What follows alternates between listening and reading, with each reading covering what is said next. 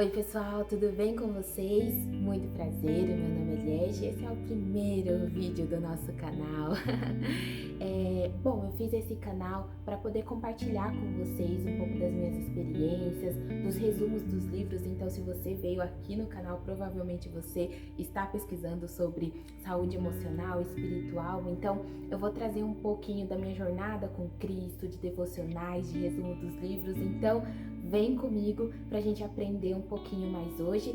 E hoje é um dia, muito especial, não só por ser o primeiro vídeo do canal, mas porque eu vou compartilhar um livro que mudou a minha vida. Esse livro é Espiritualmente e Emocionalmente Saudável, do Peter Scarizzo.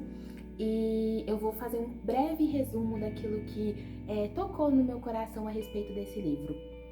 Bom, eu não sei se vocês já tiveram aquela sensação de estar muito forte espiritualmente, mas sentir que emocionalmente tem muitas feridas, muitas coisas que precisam ser tratadas, e esse livro fala exatamente sobre isso.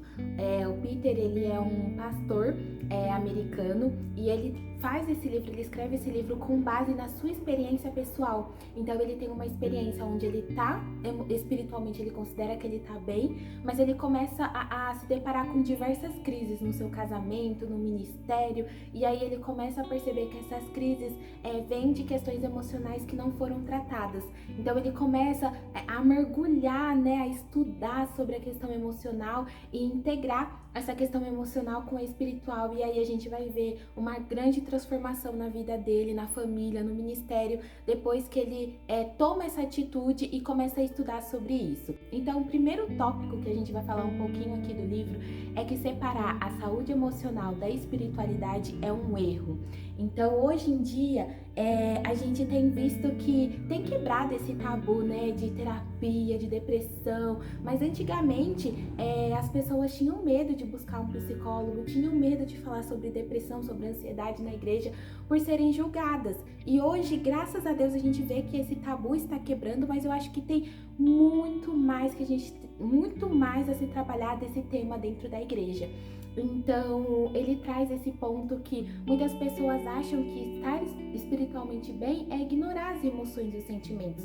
Mas Deus nos fez com sentimentos e nós precisamos reconhecer isso e reconhecer quando essas emoções não estão bem e tratá-las da forma adequada. Então, ele cita no livro uma parte que me tocou muito e eu vou compartilhar com vocês, que fala assim: saúde emocional e maturidade espiritual são inseparáveis. Não é possível ser espiritualmente maduro enquanto se permanece emocionalmente imaturo. Se fizermos o trabalho árduo de integrar a saúde emocional e a espiritualidade, podemos verdadeiramente experimentar maravilhosas promessas que Deus nos fez. Então ele traz aqui que a saúde emocional e a espiritualidade são inseparáveis, não tem como ser maduro em um e imaturo em outro. Quando eu li essa parte eu fiquei chocada, eu falei, meu Deus, é isso mesmo, quantas vezes eu tenho me sentido tão forte espiritualmente, mas parece que eu não consigo avançar e romper em outras áreas, porque nessas áreas eu estava emocionalmente imatura e com isso eu não conseguia avançar espiritualmente também. Bom, o segundo tópico que a gente vai falar aqui do livro é sobre a importância de lidar com o passado e com as feridas emocionais. Muitas pessoas, elas acabam repetindo padrões, hábitos ruins, sejam dos seus familiares ou que foi passando ali de geração em geração e não conseguem romper isso. Mas para elas conseguirem romper, elas precisam identificar e tratar isso dentro do seu, dentro de si, ter esse autoconhecimento. No livro ele até traz alguns pontos, ele traz 10 exemplos e atitudes de pessoas que estão emocionalmente e espiritualmente doentes. Então, ele traz esses 10 exemplos, se vocês quiserem, comentem aqui no canal, que eu fale desses 10 tópicos, eles são muito importantes e identificar que você tem eles traz uma clareza para sua vida, que você começa a pensar, meu Deus, eu preciso mudar. Pra minha vida foi assim, então dos 10, eu identifiquei duas coisas ali que espiritualmente, que parece ser espiritual, mas na verdade você está encobrindo algumas feridas que você tem. Então, o primeiro, assim, que eu me identifiquei muito foi estar fazendo para Deus em vez de estar com Deus. Ele usa esse tópico no sentido muito do ativismo, né? De fazer, de servir na igreja, nas suas escalas, de estar em todos os cultos, estar em todas as células, mas não ter o tempo com Deus no secreto. Então, servir é muito importante, mas também é extremamente importante a gente ter o nosso tempo com Deus, ter o nosso tempo de intimidade com o Senhor. Então ele traz isso. Muitas vezes a gente está fazendo para Deus, mas ao mesmo tempo nós não estamos com Deus. E ele traz o quanto que é importante nós estarmos com Deus. E uma coisa também, outro tópico que eu me identifiquei muito foi espiritualizar o conflito. Então, muitas vezes a gente fala, não, Deus é um Deus de paz, então a gente não entra em conflitos. Mas eu não tô falando aqui em conflitos de brigas, mas em conflitos necessários, onde são necessários, onde é necessário muitas vezes a gente expor a nossa opinião, a gente se posicionar. E muitas vezes, às vezes até confrontar um irmão. E a gente deixa de lado porque a gente espiritualiza. Não vamos entrar em conflito que o Senhor não se agrada. Será? Então, muitas vezes a gente utiliza dessas coisas para poder espiritualizar. E isso mostra, aí eu falo, nossa, Alice, eu fiz isso, será que eu tô doente espiritualmente? Não necessariamente, é bom ler o livro, entender os tópicos e trazer para sua vida. Eu comecei a ler os tópicos e eu me identifiquei com quase todos, então eu parei e refleti e falei, poxa, tem alguma coisa errada comigo, eu preciso mudar. E eu vou trazer um pouquinho para vocês o que eu fiz a partir disso, de que eu identifiquei os tópicos na minha vida e decidi mudar a partir disso. O terceiro tópico do resumo do livro é sobre o ritmo para andar com Deus precisa ser de pausa e silêncio. E que grande dificuldade a gente tem de fazer pausa e fazer silêncio para poder ouvir Deus, principalmente no nosso dia a dia aqui, que é cheio de agendas, compromissos, escalas na igreja, trabalho, muito trabalho no nosso dia a dia, família. É muito difícil conciliar isso com pausas e fazer silêncio para conseguir ouvir Deus. Mas ele traz muito a questão da contemplação. Então, parar um tempo e contemplar a grandeza de Deus, parar um tempo e ficar em silêncio para ouvir o que Deus tem para você nesse tempo. Então, ele traz até vários, a gente vê na Bíblia vários exemplos do Senhor falando sobre o dia do descanso. Então, na criação, no último dia, o Senhor descansou. A gente vê também, conforme o Senhor vai dando as ordens para o povo de Israel, tem um dia que o Senhor fala para eles, vocês precisam descansar, o sábado é o dia do descanso, é o dia do Senhor. E por que nós também não temos que descansar e tirar esse tempo para o Senhor, para ouvir a voz de Deus? Mas para isso a gente precisa ser intencional e fazer isso de forma que colocar, ajustar na nossa rotina para a gente ter um tempo de silêncio e ouvir aquilo que o Senhor tem pra gente.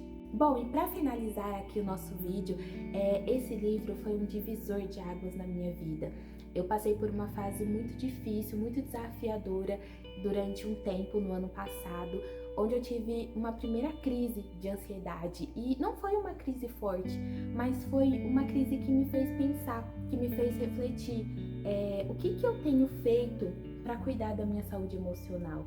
O que eu tenho feito para integrar a saúde emocional com a minha vida espiritual?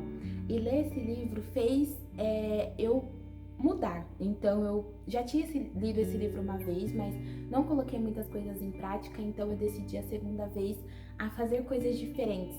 Então eu fiz uma lista de tudo que eu li no livro que eu achava que eu precisava colocar em prática. E a primeira coisa que estava na minha lista foi a terapia. Gente, eu fugi muito tempo da terapia e aí eu entendi que era algo muito importante não só para o meu desenvolvimento pessoal, mas para o meu desenvolvimento profissional. Tá vindo tão bem. A terapia faz muito bem, não somente para o desenvolvimento pessoal, mas também para o desenvolvimento espiritual. É lá que muitas vezes você vai ser confrontado, que você vai dar de cara com os seus pecados, com os seus erros e colocar em prática para você melhorar, E com a ajuda de um profissional que foi, preparado para isso. Então eu tenho feito terapia desde o ano passado. Um beijo para minha psicóloga maravilhosa, a Grazi, que tem me ajudado nesse processo e foi a primeira a primeira obrigação da minha lista e que eu já coloquei em prática e que me fez muito bem. A segunda também foi ser intencional no meu tempo com o Senhor, então ser intencional para um tempo de contemplação, um tempo de silêncio, um tempo de parar, não para eu falar, não para eu orar somente, mas um tempo para eu ouvir a voz de Deus. Ser intencional para fazer contemplação da natureza, para poder ter um tempo especial com o Senhor e poder ouvir a voz dele. E olhar para a minha agenda e ver oportunidades de, às vezes, reduzir algumas coisas, algumas atividades, para ter um tempo de descanso também. Então, eu sou uma pessoa muito ativa, eu sempre quero estar fazendo alguma coisa, então se eu não estou na academia, eu estou estudando, se eu não estou estudando, eu estou na igreja, se eu não estou na igreja, eu estou saindo com os meus amigos, então eu sou uma pessoa ativa e eu tive que reduzir um pouco dessas atividades e entender qual que era a prioridade no momento para que a minha saúde emocional estivesse bem, para que eu conseguisse refletir na minha saúde espiritual também.